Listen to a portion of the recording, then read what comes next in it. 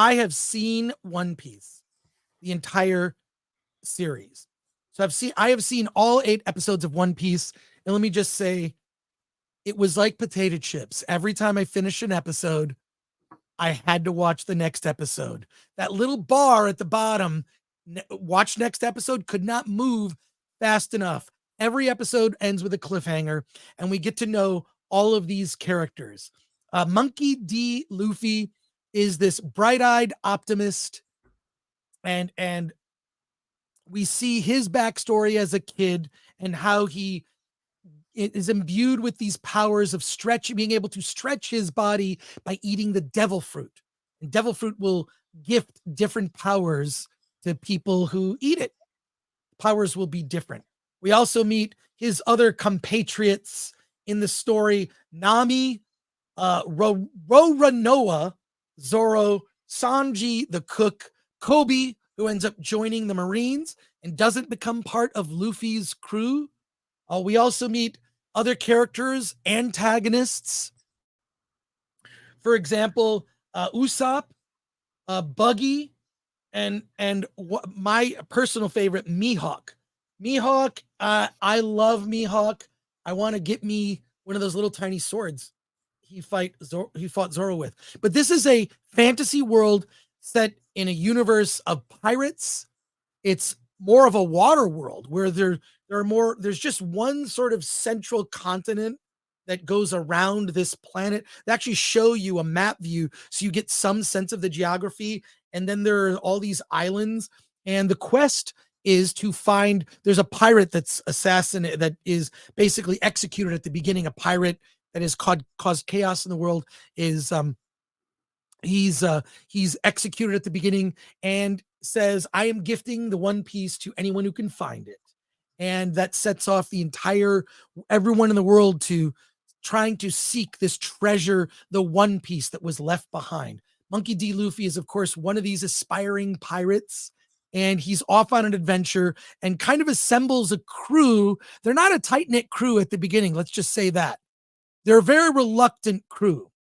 When Monkey meets Zoro and Nami, it's sort of the trio at the start, and they collect more people along the way. I'm not going to go into details about the story, but I'm just going to tell you what makes it great.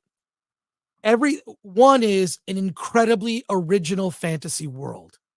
People communicate through snails. So they have effectively like cell phones, but they're snails.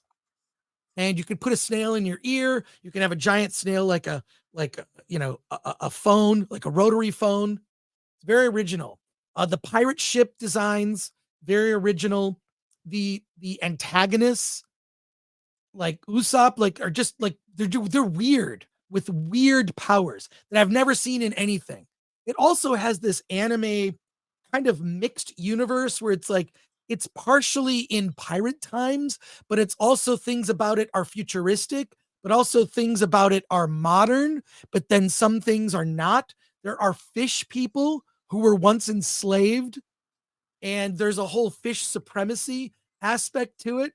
And the villains and the antagonists that get in the way of Luffy and his band of misfits at the beginning are so incredibly original. Mihawk being my personal favorite.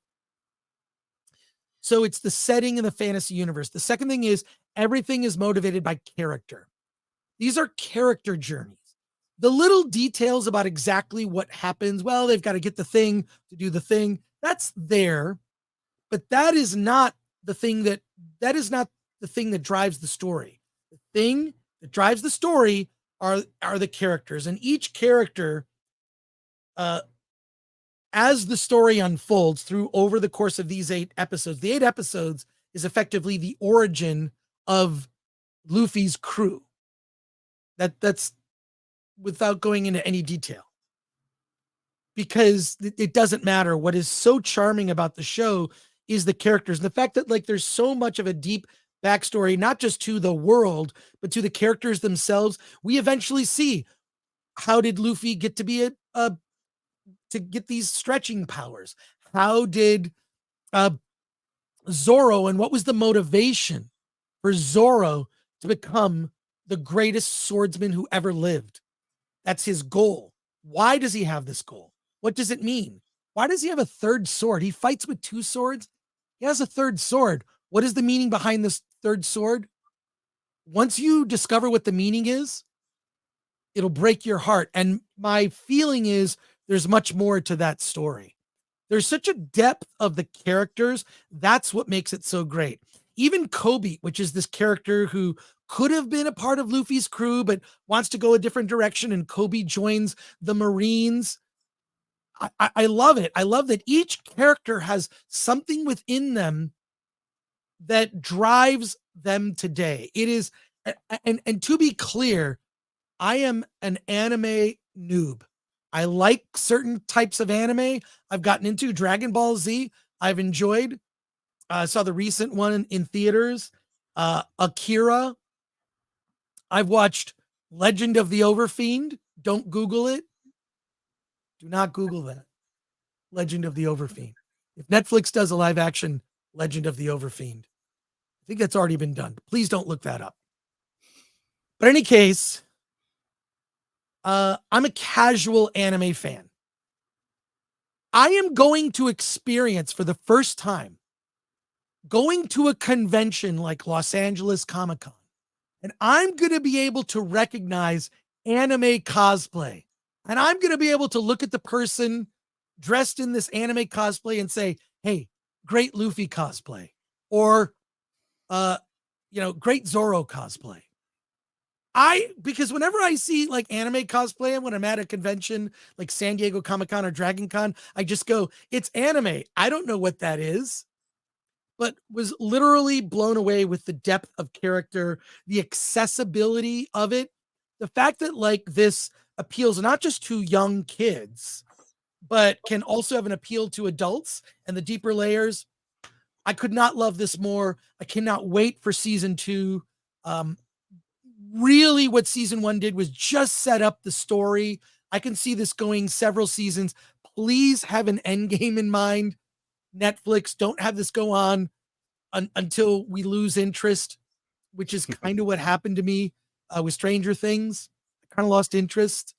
I think there's a finite number of seasons, maybe 3 to 5 seasons. Tell the story. Even the anime hasn't finished the story. There's 2 more seasons of anime and over 1,000 episodes of the anime. And the anime actually is on Netflix. And it did get me interested in seeing the anime.